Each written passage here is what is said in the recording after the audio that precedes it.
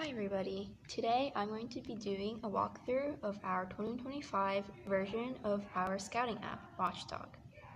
So first I'll show you how to do scouting for, the real game. So you get the starting screen and all you need to do is press start. So after you do that, you get to this page, and so up here you can write a team number that you're scouting. So I'll just say like 1712. Match number, so the match number that you're scouting, scout name, so you know who's scouting each match. Spelled that wrong. Okay. Then after that, you get down, and well, first you select if you're scouting a blue alliance robot or red, and then you can select here for this is the auto screen. So if the robot leaves, you just press that, and then after that you can if they score in the net, if they get knocked down, or if they get algae knocked down from the reef, and if they scored any algae in the processor. So you can, plus or minus as you want, and no negatives, so that's good.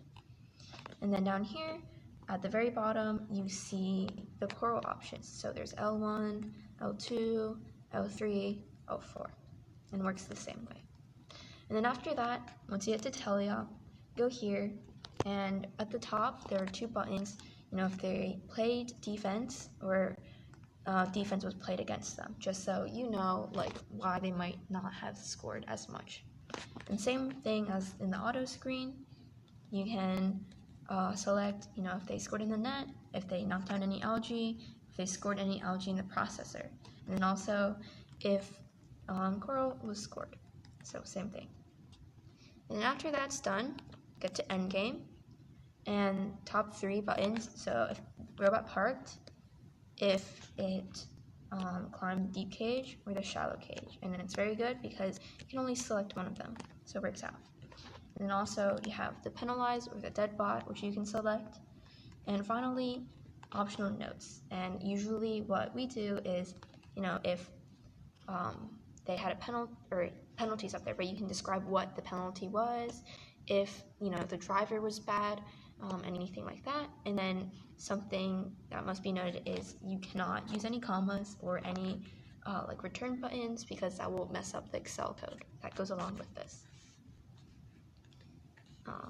And then finally, once you're done, you just need to generate QR code and scan it. So we have a scanner that will automatically upload to our Excel, but I do believe that if you click save file, that will work as well.